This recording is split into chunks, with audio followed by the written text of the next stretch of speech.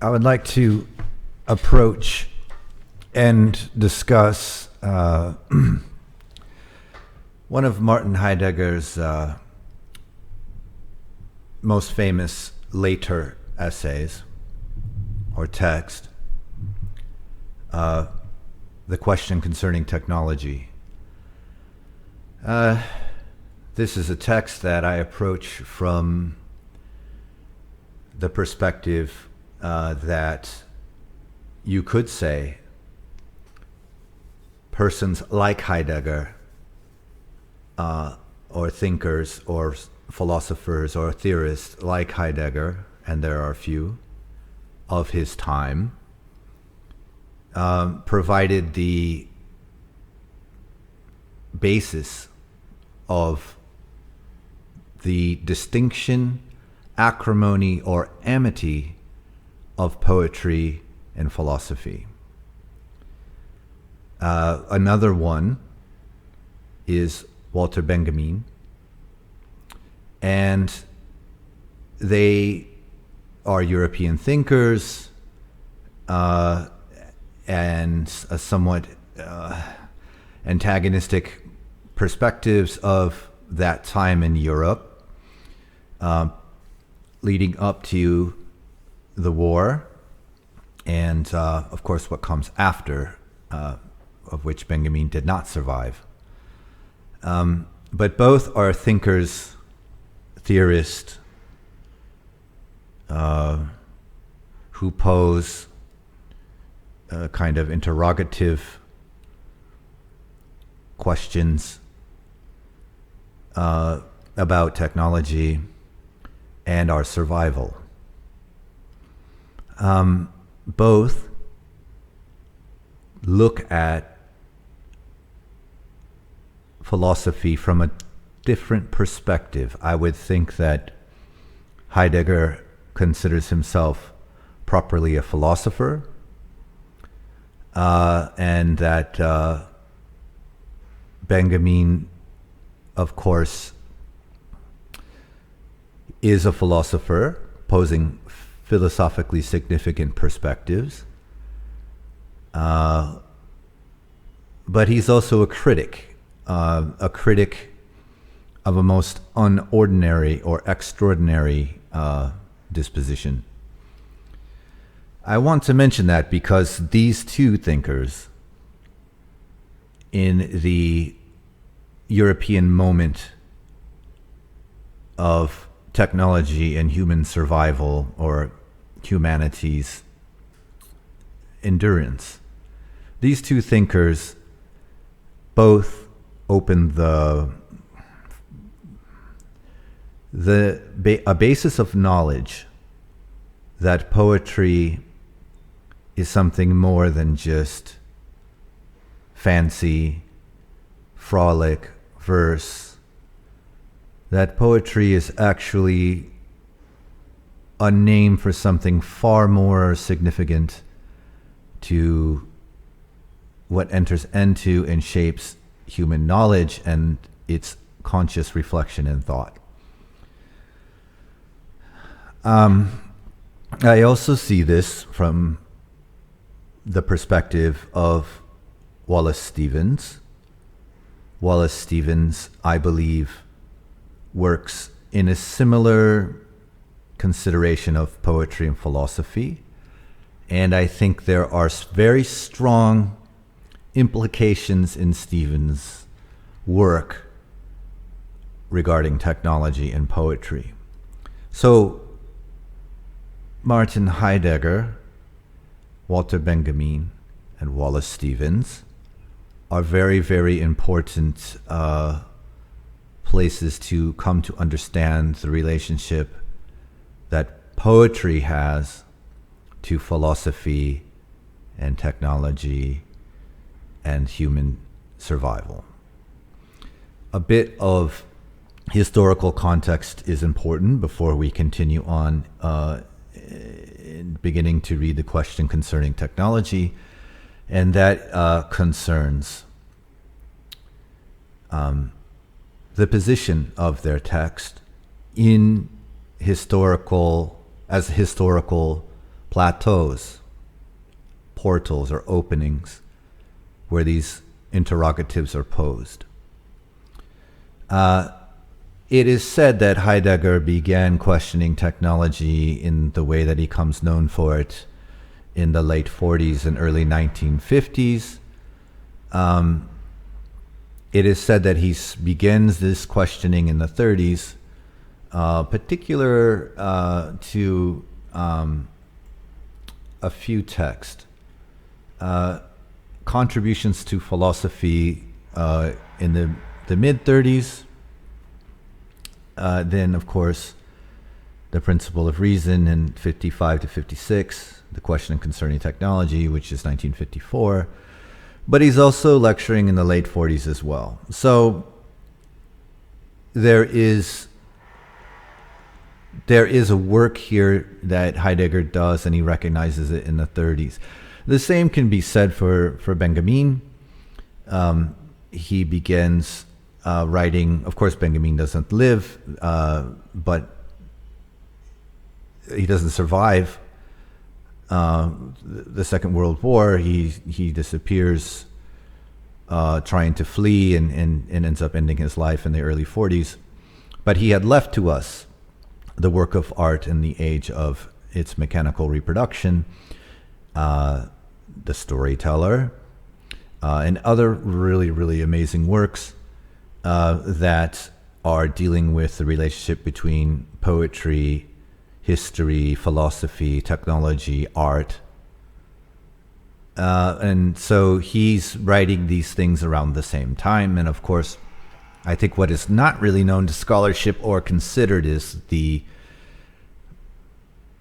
mid to late 30s Stevens prose, and that is the irrational element in poetry, which I've studied extensively and have written about, and that concerns, I believe, the relationship between poetry itself and poetry as a mode of subjectivity to technology and what Heidegger will call technik.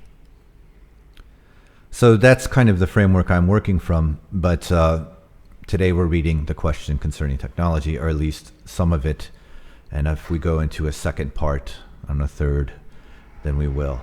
The edition that I'm reading is David Krell's version, which is kind of a standard.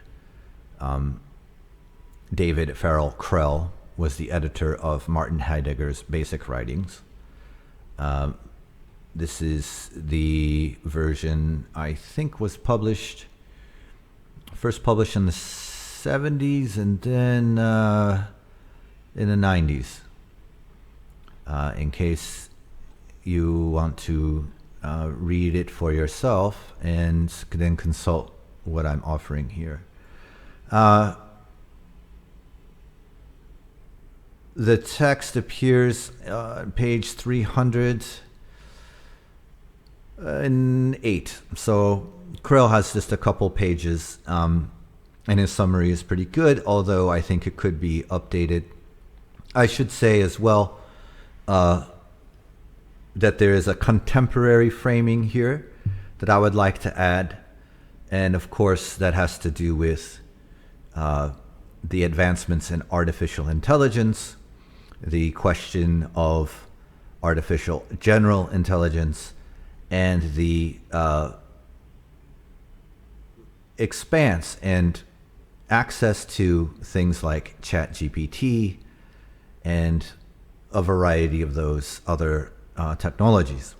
So my comments will be working from what I consider to be a criticism of poetry, the poetry of thought that I have studied and considered through Stevens in the contemporary consideration of certain technologies. Heidegger, let's get right to the text. Krell's summarization is helpful, but we're going to go right to page 311.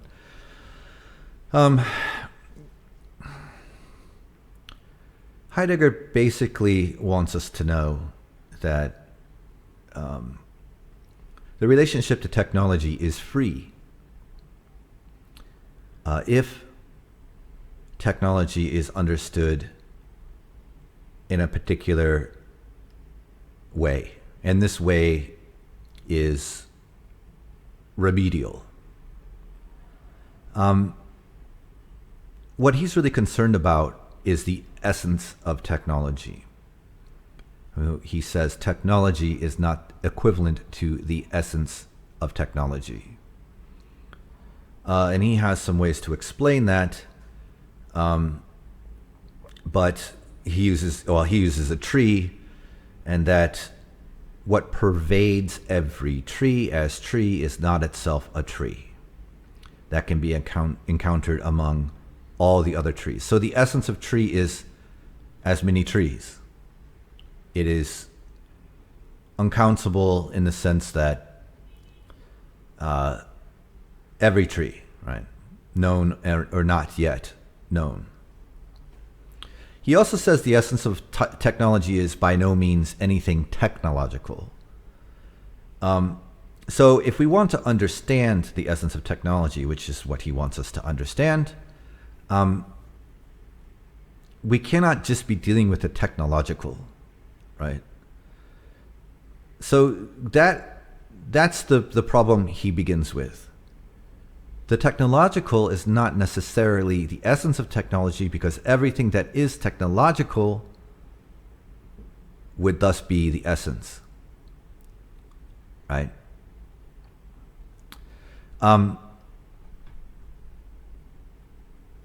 Moving on, he tells us that technology itself is a contrivance, an instrumentum.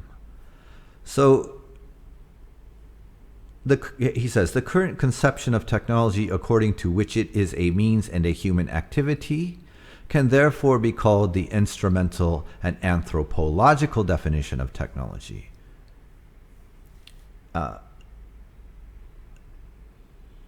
That concept, I think, has changed for us. I think what's happened is that it's not only changed for us, but it is part of our common sense. And the problem with that, for me, is that our conception of technology is common sense. That means it becomes even more difficult to question. And as we will eventually find out, this is Heidegger's question, right? His problem. When we cannot question because of the enframing. I think one way you could read enframing is the establishment of common sense, of which Stuart Hall actually, I think, once said, common sense can be totalitarian because you cannot question it. You don't question things that are common sense, right? Critically, if we assess, yes, we might be able to open a question. But common sense in this way becomes instrumentalized by our experience with technology, and in an extreme sense, perhaps, that is the essence of technology. So, Heidegger's basing this concept of technology, according to which it is a means and a human activity, is instrumental and it's anthropological. This is the definition of technology. And he's trying to get us to think differently about it. So the instrumental definition of technology is indeed so uncannily correct that it even holds for modern technology, of which, in other respects, we maintain with some justification that it is, in contrast to the older handicraft technology, something completely different and therefore new. So it's the novelty of technology that he's considering here. Right? It's so correct. Right? Even certain instances of modern technology that we're spending our time making contrast to older handcraft technologies, that it is something different and therefore new. Take, for example, the corkscrew drill, and the drill which not only do you not have to power it with your hand to turn it as a corkscrew drill, a handicraft technology, but the battery and all of the machinery inside is somehow different than a drill which must be powered by hand. So there's a novelty there, which we would say, oh, this is completely new. Behind that, though, there is this instrumental definition of technology that is persistent in these new iterations of devices. I would make draw the connection to something like ChatGPT and Wikipedia. I heard the same arguments. Oh, I shouldn't let your students use Wikipedia. Well, the same thing is being said about ChatGPT. Oh, don't let your students use ChatGPT. It's a tool, it's out there, they're going to use it. Right? Now, that's a completely different, the ethical use of it is a different thing, right? How it's used correctly, who it is used for, right? We don't need to go there right now, but it's the same thing. But the essence of technology is where these differences in instrumentum, corkscrew drill, handheld battery-powered drill, Wikipedia, ChatGPT, Google search, browser search, right? The essence of technology is what we're not understanding for Heidegger. And that's where this common sense takes place, of which these ineffective questions are posed about novel technologies or seeming to repeat themselves. So, modern technology, says Heidegger, too, is a means to an end. This is why the instrumental conception of technology conditions every attempt to bring man into the right relation to technology. Is essentially what I've already said. Learn how to use Wikipedia ethically, I would add. Learn how to use ChatGPT ethically. Right? So we cannot sit here with this instrumental conception of technology because it conditions us. It's not good enough. So, continues Heidegger, we will, as we say, get technology intelligently in hand. We will master it. The will to mastery becomes all the more urgent the more technology threatens to slip from human control. Whoa, this ChatGPT thing is out there. It's going to destroy us, right? There is this zeitgeist, right? We won't be able to control it. But already implied in this is nature. And I mean nature in the sense that of what we don't understand. Technology, even in its essence, as Heidegger has defined it, which is what we're trying to understand, has a relationship to nature. I think the examples are rather easy to provide. Nuclear energy.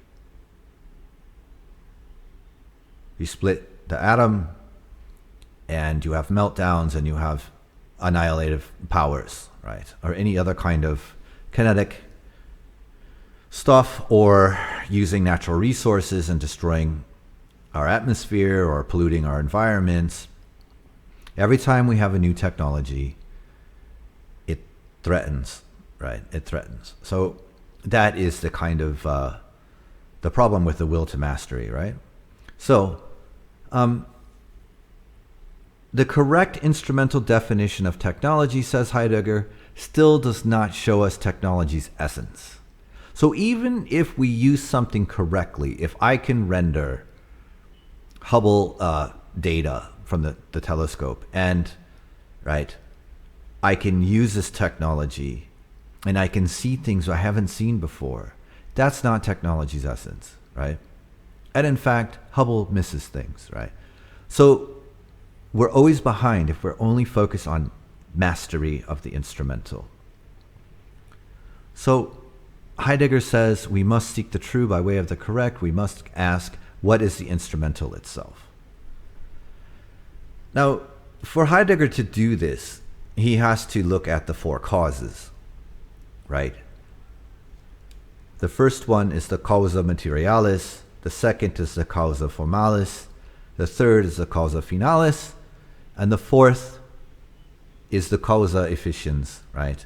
So firstly, what is the thing, or the stuff, or the substance that something is made from? Second, what is the shape that this material takes? Third, what is the purpose in human society? He uses the example of a sacrificial rite. What is its purpose in the social? Which, of course, have some bearing on its form and matter. Right? That's the third. The final, right? The purpose. And the fourth is, let me pause here. The third, okay, the social purpose for which it serves co-determines, has a relation to its form and matter, its calling into some kind of vessel or shape. Okay? First one is the stuff, the substance, the matter. Second one is the shape the matter takes. The third one is the purpose in society, anyway, human society, rights, sacrificial right. And that right itself, as part of human history, society, culture, custom, determines its form and matter insofar as it takes shape.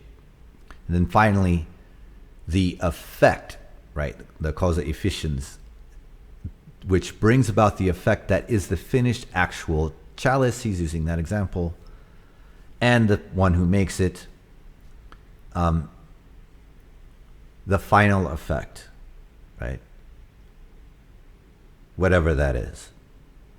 I mean, we can see it, that you finish the rite, but then there's other things, right? You can go to school and learn about physics, but what you've learned about physics after you get your degree is tacit, is determined in interactions later on. So, what technology is, says Heidegger, when represented as a means, discloses itself when we trace instrumentality back to the fourfold causality. Okay? There's a material, it takes shape. The shape is determined by the social situation in which it is purposed, its social purpose, and then its lasting and enduring effects in space and time, and beyond perhaps, is the fourth. But Heidegger asks a really good question here. But suppose that causality for its part is veiled in darkness with respect to what it is. Maybe we don't know what causes it, right?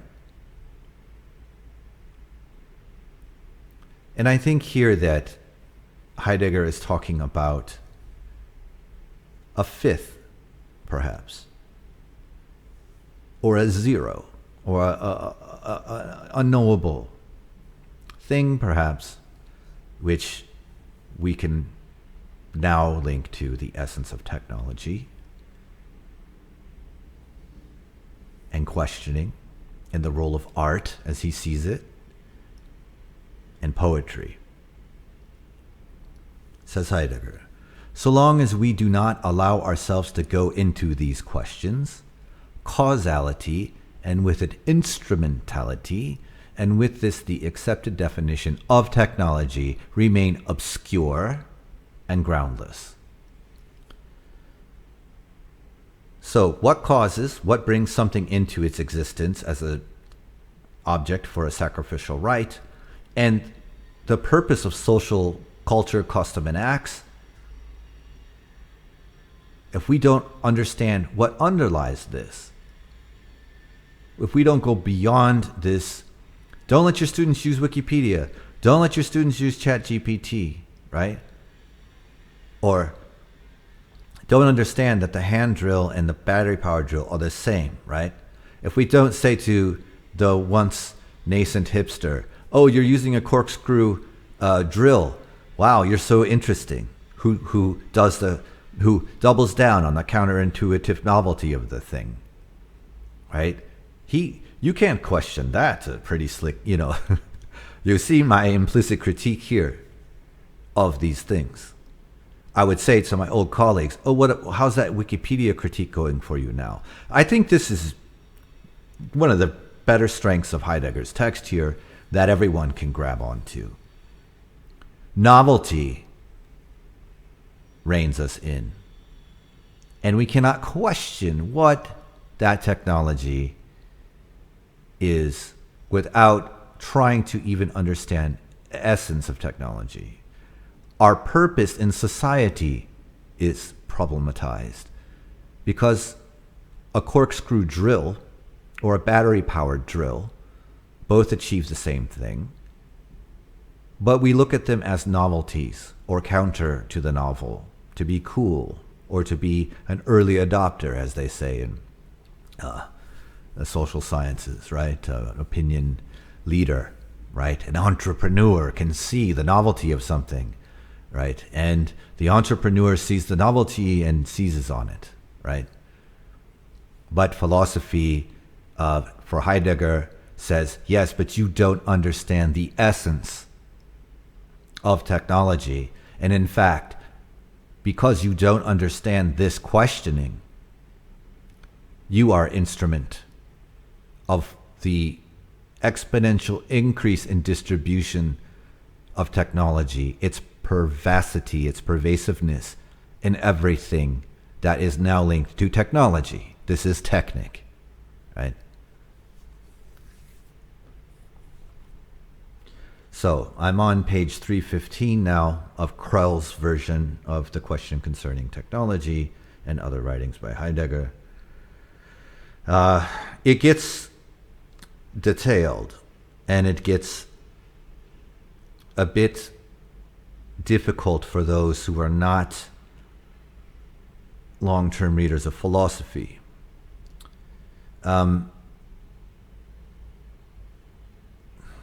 Heidegger here is talking about the bounds of an object, the object of the sacrificial social thing that he was discussing in the Four Causes, and what is its telos of an object.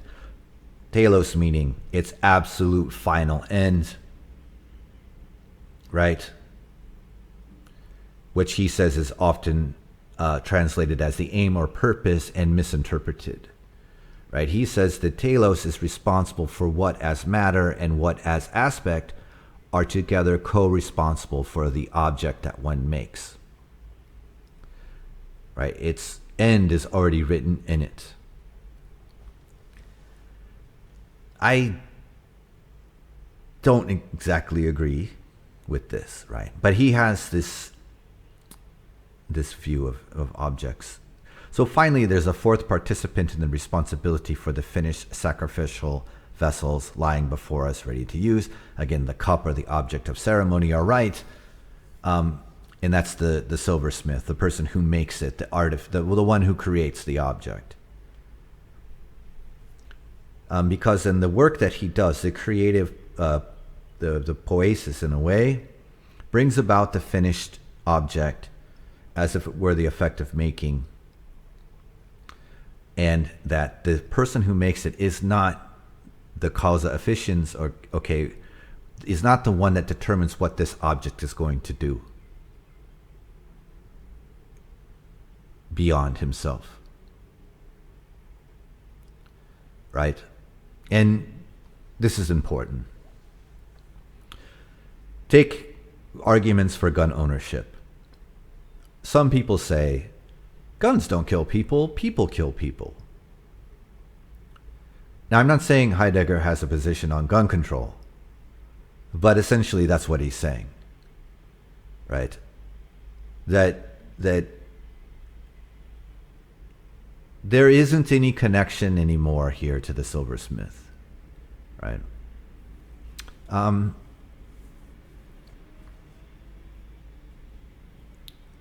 Just like he starts out this analogy is of making this cup. There is a co-creative relationship between the one who makes and the thing that is made. It's calling to be made, somehow it's being put together. But once it exists in space and time, it's an object, it's finished. But being finished is not the end purpose of this thing that was made in the world, let's say.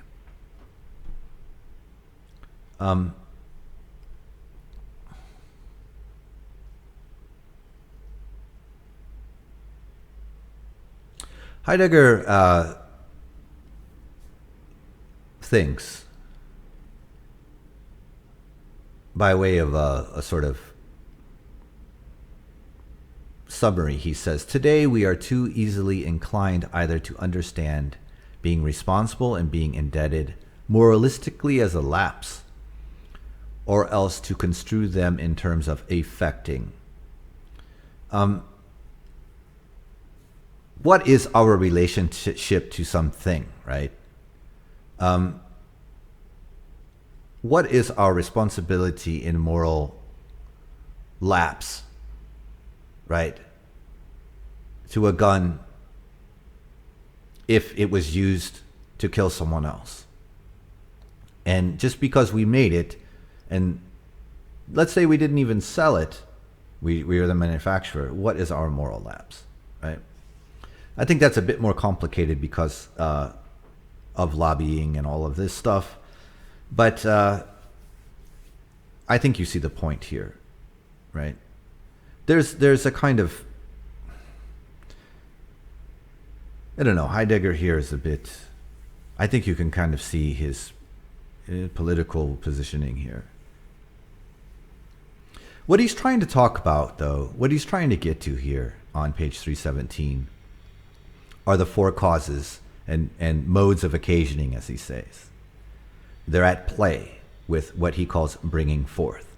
Through bringing forth the growing things of nature, as well as whatever is completed through the crafts and the arts, come at any given time to their appearance.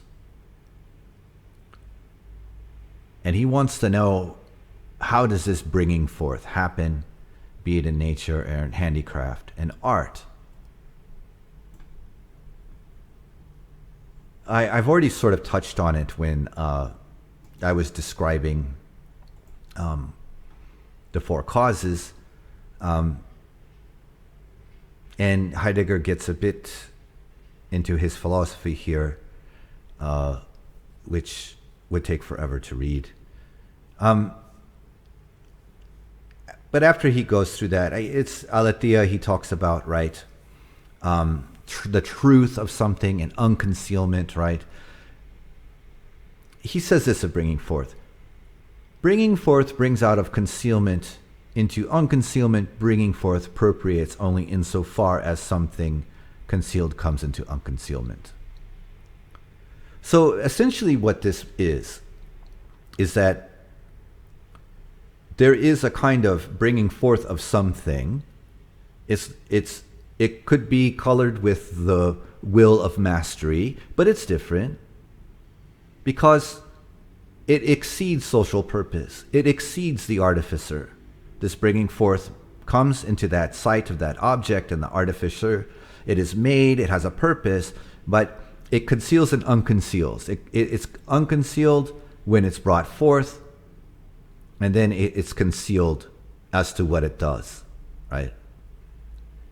And we have to question where Heidegger actually gets this idea from, and what allows something to be concealed and unconcealed.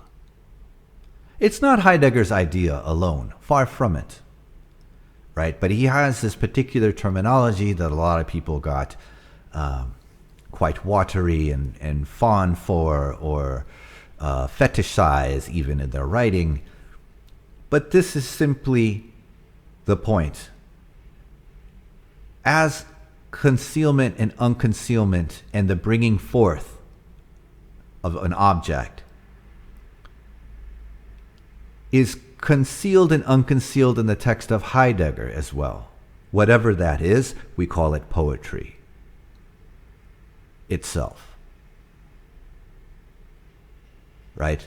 So in a rhetorical analysis, when Heidegger begins to appeal to us in this kind of language, when he gets to this kind of hot and bothered, strange, idiomatic way of writing, if we look at this rhetorically, if we look at this through what we know about the poetry of thought, which I won't go into, I will just mention it, you begin to understand how his rhetoric works. You begin to understand why it's a good text, but why it's difficult. Because he's talking about precisely the thing, right? And explaining it, which is always a problem. He's talking about concealing and unconcealing of the thing, and then he will take positions on it. It's not necessarily something that is easy to understand and has led to misunderstandings of Heidegger. So that's why I have a particular way to read him. So after he talks about aletheia veritas, right, or the revealing, das Entbergen,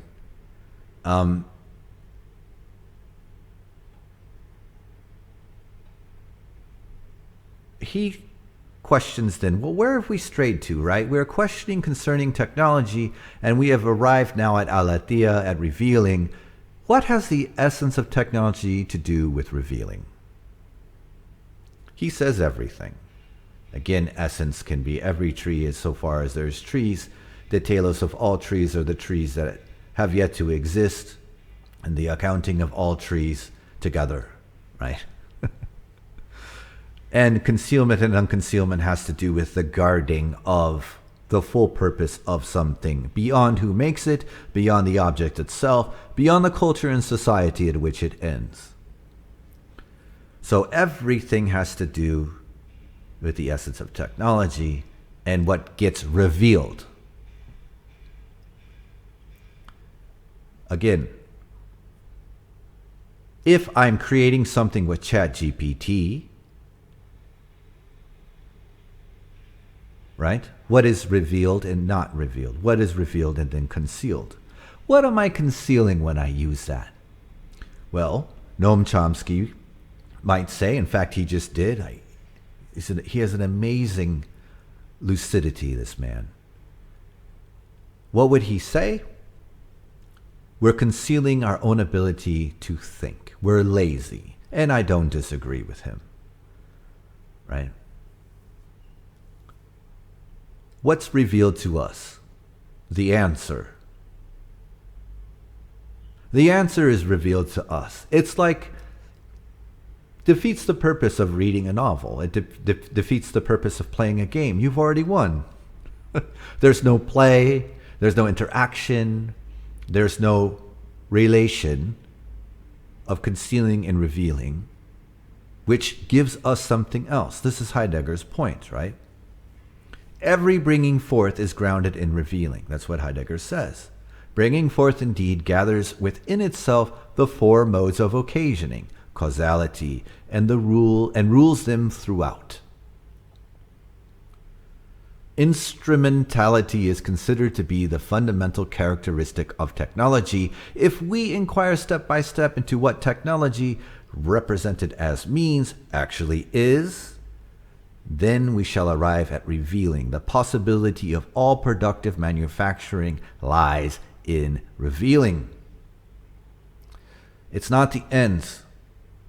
Yes, ChatGPT allows me to get my assignment done for my class, and my professor will see it. That's the ends, right? Because the means endures, the revealing, right, endures. You have concealed your own ability to think. Technology is therefore no mere means, says Heidegger. Technology is a way of revealing. If we give heed to this, then another whole realm for the essence of technology will open itself up to us. It is the realm of revealing of truth. Wow. Okay. How do you know that this is going to be Mr. Heidegger, Professor Dr. Heidegger? If we give heed to this, that technology reveals, then a whole nother realm for the essence of technology will open itself up to us. It is the realm of revealing of truth, aletheia, veritas, from das Entbergen, from revealing. He says it's strange.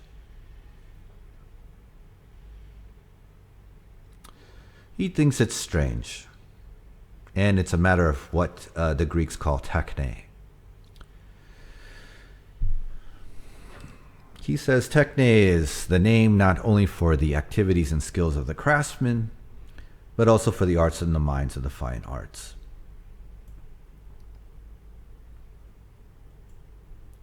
Techne belongs to bringing forth, to poesis. It is something poetic. Poetic of what? Poetic once more of concealment, unconcealment, bringing forth something, concealing, unconcealing, bringing forth. The concealing, unconcealing are in the way the antinomies of techne, essentially understood,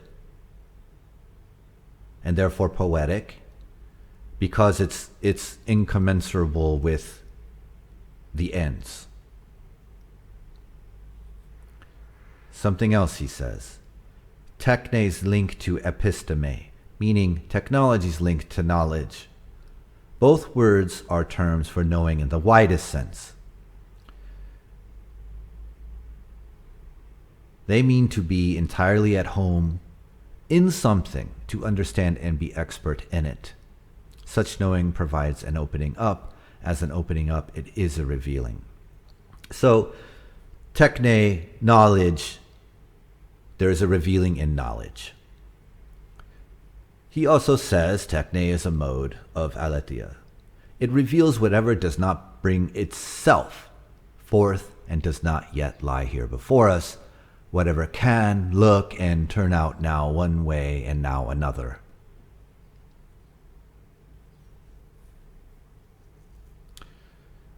He continues, this revealing gathers together in advance the aspect and the matter with a view to the finished thing envisaged and completed, and from this gathering determines the manner of its construction.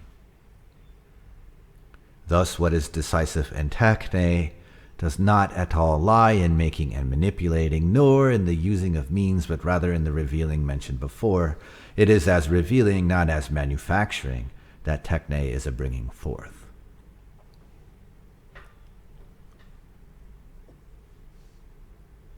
Technology is a mode of revealing, he says. Technology comes to presence in the realm where revealing and unconcealment take place, where aletheia, truth, happens. Technology is a mode of revealing where revealing and unconcealment take place, where the truth happens. Think about that for a minute. Technology shows us the truth, or where it actually happens. Because technology extends its instrumentum, because technology is so pervasive, essentially pervasive, that it even shows us where truth happens. Do we think Heidegger means the absolute truth? It's actually hard to say. You can go to his other texts and ask those texts. You can go to the other scholars who insist on particular interpretations of Heidegger. I'm not going to do that. I'm going to count on this text. I don't think it's absolute truth. But again, Heidegger's caught here. He's caught and there's a problem. His understanding of what poetry and thought is has to be philosophy. It cannot be poetry. It must be philosophy, because for him, that is what he is. That is the truth. At least the best way to truth. And if you look at the rhetoric and what he claims from poetry for philosophy, not poetry itself, this is why we get these kind of statements. Technology is a mode of revealing. Technology comes to presence in the realm where revealing and unconcealment take place, where aletheia, truth, happens. But he says right away, in opposition to this definition of the essential domain of technology, one cannot object that it indeed holds for Greek thought, and that at best might apply to the techniques of handicraftsmen, but that it simply does not fit modern machine-powered technology. And it is precisely the latter, and it alone, that is the disturbing thing that moves us to ask the question concerning technology per se, on its face. The question: it is said that modern technology is something incomparably different from all earlier technologies because it is based on modern physics as an exact science. Meanwhile, we have come to understand more clearly that the reverse holds true as well. Modern physics, as experimental, is dependent upon technical apparatus, and upon progress in the building of apparatus. So, he goes through this, keeps going through this, and asks, what essence is modern technology that it thinks of putting exact science to use? What is modern technology? It is a revealing, he says. And this is a great moment in this essay. It's what we call techno-science, right? What is science for? We live in an age where someone like Heidegger would have a damn hard time getting a job in a STEM department.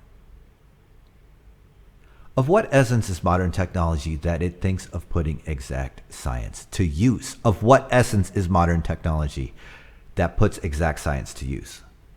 Putting science to use.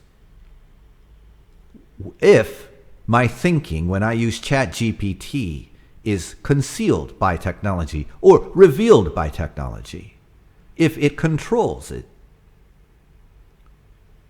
right? Science is less human, it's more technological, and the technology determines when the science is used. Not that it's just of science and tech, right? STEM itself is locked into its own techno-science. You cannot question Neil deGrasse Tyson. You cannot question facts, laws. This is the problem. This is the problem of techno-science. Thomas Kuhn, Gaston Bachelard. Anyway, he goes on. What is modern technology? It too is a revealing. Only when we allow our attention to rest on this fundamental characteristic does that which is new in modern technology show itself to us. And yet, the revealing that holds sway throughout modern technology does not unfold into a bringing forth in the sense of poiesis. Again, poiesis. Bringing forth. Bringing forth from the concealment and unconcealment. The revealing that holds sway through modern technology does not unfold into a bringing forth in the sense of poiesis. We are losing the poiesis. This something is brought forth, but it's different. It doesn't need us. It doesn't need the silversmith to make the sacrificial object for the sacrificial rite. Holding sway between what is concealed and unconcealed, what allows truth to be revealed, holding sway in the rhetorical doubleness here.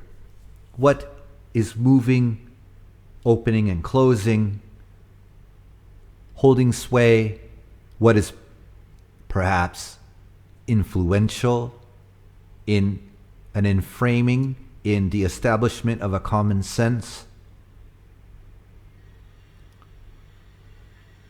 beyond the provincial, perhaps, understanding of instrumentum, the counterintuitive novelty of the hipster, let's say, or whatever that is,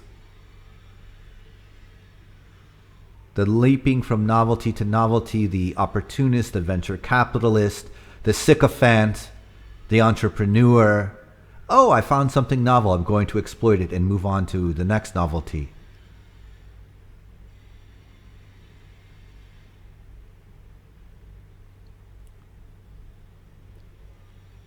The revealing that holds sway throughout modern technology does not unfold into a bringing forth in the sense of poiesis. Even the ability to exploit novel instrumentality, right, is being called into question. You see someone like Trump, he's very good at exploiting novelty. He knows where the angry sentiments are and exploits it very well. That's all he does good, actually. So the revealing that rules in modern technology is a challenging, says Heidegger, which puts to nature the unreasonable demand that is supply energy which can be extracted and stored as such. This is an important illustration.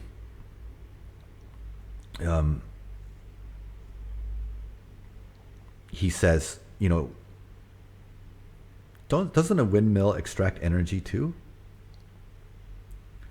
Isn't that extracting energy from nature? Isn't that a kind of poiesis, but one that we no longer have to do, just like my electric drill in hand? But he says no.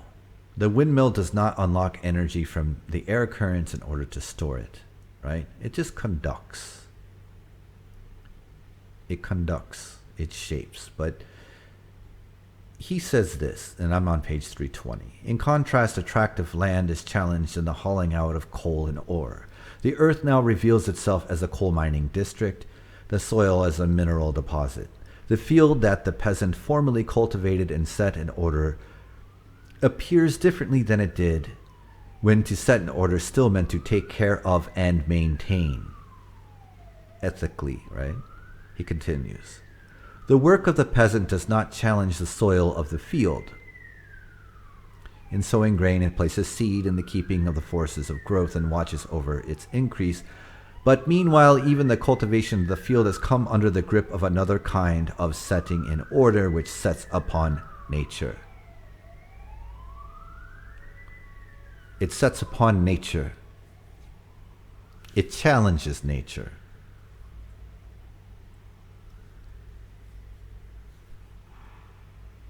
And this is a metabolic relationship. Technology begins to challenge nature because it has something of nature, I would argue. It's implied by what Heidegger means through the four causes to the possible fifth, or the absolute. This limit we cross with something that is not concerned with finitude, as we understand the finitude of social purpose, the metaphysics of it. It's something that's way outside of that, and now it's changing and challenging the earth, nature. But I would say Heidegger's examples and the word nature here might be questioned. I think it's more about the terrestrial earth, as Stevens says. The poem of the earth remains to be written. Heidegger is saying 10 years after that's written, maybe more like 6-7 years It looks like the poem of the earth is getting written, but he calls it nature. Let's be clear. Nature is pervasive throughout the earth, throughout the world. Nature is beyond even what we understand as is. Nature is being challenged by nothing but its own self. I would say here it's better to understand this is as the earth is being metabolically transformed by a certain capacity of technology, its certain ability to harness nature. And Heidegger calls this essence, etc. So through the world, which is made by humans, and the common sense that we live by, this will continue to go on because it is a technological enframing we cannot question.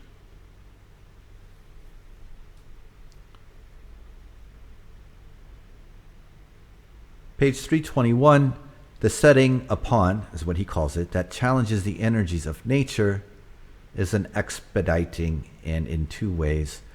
I'm going to interpret this like this. The setting upon that challenges the energy of the earth, or the setting upon that challenges the earth, the terrestrial world we occupy. Setting upon meaning technik. It expedites and unlocks and exposes, and it's driving something more forward, driving to the maximum yield at the minimum expense. Yes, this is what we realize when nobody can make a decent living anymore. Efficiency, cost cutting, growth. Show us growth, but cut all your costs, right? It becomes this kind of neoliberal, industrialized agriculture, globalized collapse of the middle class globally, the impoverishment of many, and the lion's share of growth, of wealth for very few. Even though more people have come out of poverty, so to speak, the absolute stunning amount of wealth and slavery that still persists in various forms and in explicit ways still continues. This is what Heidegger is talking about in my mind. And he uses plenty of examples. And he calls this, in the 1950s, in order that we may even remotely consider the monstrousness that reigns here, let us ponder for a moment the contrast that is spoken by the two titles, the Rhine in Hölderlin's hymn. So he comes to poetry, right? This is an important thing.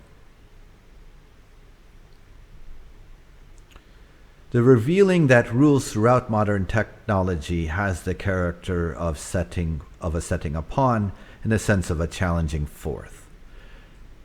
Okay. It sets upon and challenges. What's being challenged? The earth is being metabolized. Probably in the Greek sense of metabolic. It's being digested in a way, transformed by something that's set upon it and challenging it in a way that's never been witnessed in human history. Unlocking, transforming, storing, distributing, switching about are ways of revealing, he says. The revealing reveals to itself its own manifoldly interlocking paths through regulating their course. Everywhere, everything is ordered to stand by, to be immediately on hand, indeed to stand there, just so that it may be on call for a further ordering.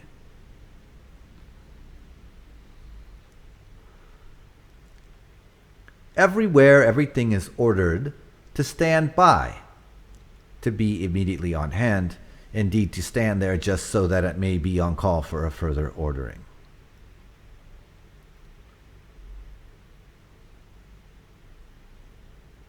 This is an important part. Through this challenging, something is setting forth, challenging, Unlocking, transforming, storing, distributing, and switching about are ways of revealing, and the revealing reveals to itself its own manifoldly interlocking paths through regulating their course. This regulating itself is for its part everywhere secured. Regulating and securing even become the chief characteristics of the revealing that challenges.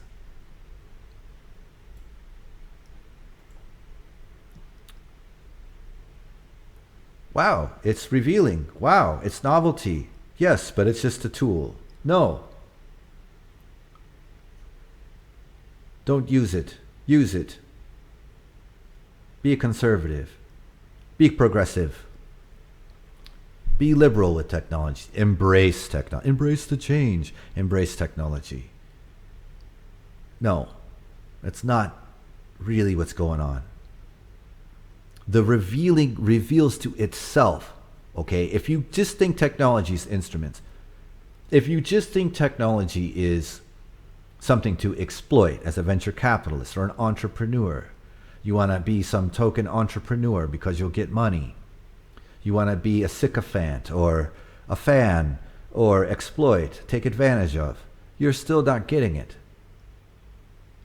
Because the revealing that you notice in the instrumentality of the thing is lost to you. You don't understand. Because revealing reveals to itself. It is that. Revealing to itself. Poets understand this in terms of disclosure. Revealing reveals to itself in its own manifoldly interlocking paths through regulating their course. This regulation itself is for its part everywhere secured. Regulating and securing even become the chief characteristics of the revealing that challenges. Simply put, technology claims concealing and unconcealing. But Heidegger wants to ask what kind of unconcealment it is. Okay, so technology now has this thing that was analog in the open. What kind of unconcealment is it then that is particular to that which results from the setting upon that challenges? Everywhere, everything is ordered to stand by, to be immediately on hand, indeed to stand there just so that it may be on call for a further ordering.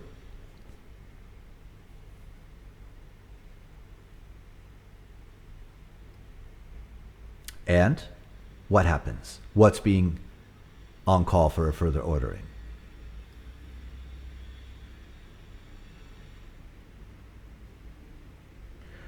It's a tough one. I like to think of these singularity, Hale-Bopp-ish singularity folks that think they want to become standby. They think that they can just come right back. They're part of that order now. There is a quintessential, if not, it is the question of freedom before it becomes will, the will to mastery, or a fatality. Now, if we think about freedom in the classical dyad of philosophy, you don't have free will because everything's fated. This is generally heaped onto what we consider to be the gods of the pagan world, right? The gods are just playing with us. Please, gods, I know I'm just fated to die. Fate here is now a technology. Your will to mastery of the instrument matters less and less. And if that's all you think of, you don't understand the common sense of fatality. To upload yourself is to die. It is to be on standby perpetually for something that has ordered the revealing of uploading yourself in the first place. Your free will leads you to the fatality. It's not fate or determinism, determining yours for yourself. You only have the will to mastery, and then the will to mastery is what? Not good enough. I think this is such a crucial part of Heidegger's text here. But the problem is, right, his understanding of poetry. Of course, that's why we read more than one person. And that's why I think, narcissistic scholars and their politics have gotten in the way. Heidegger is working, not all of them, some. Heidegger is working on something. The answer cannot come from someone who's reading him and constructing their own worlds and their own answers or their own. It has to come from more than just another interlocutor. It has to come from more than a doxa of what is continental philosophy, so-called, or what is finitude. You read Heidegger only for finitude. You can't do that. You read Heidegger to understand poetry, you're doomed. Heidegger is encountering poetry. So if I've come to this again, it's because I always will. There is a fatalism, a fatality here that he's warning about. And how poetry understands that is different than how philosophers under despair deal with it. If poetry, creating its own knowledge body, which it has in the form of poems, and the poetry of things, how it understands technology is not really to call it that. It has a different approach, a different view, but that's a digression. What we're talking about is standing reserve. And the standing reserve is allowed because reveals to itself, because of its complexity, its manifoldly interlocking paths. Well, sounds like algorithms and neural networks that regulate their course, right? Sounds exactly like what we mean by ChatGPT or Sydney, the Microsoft version, regulating its own course. It tells you, right? At least it told the Washington Post and the New York Times journalist, hey, I'm a chatbot. You have to, it's regulating itself based on its data set. It's regulating itself. It's thinking about itself, right? And it is secured. Regulating and securing even becomes, right, its chief characteristics of the revealing that challenges. Challenges what? Challenges the earth. Challenges the world we live in, which is situated with the earth. Challenges, and in its challenging is the only novelty that you see because you consider it an instrument and don't understand it's the essence of technology, closer to nature than you would like it to be. Not human, I must add, and utterly pervasive in our common sense, so it's hard to see.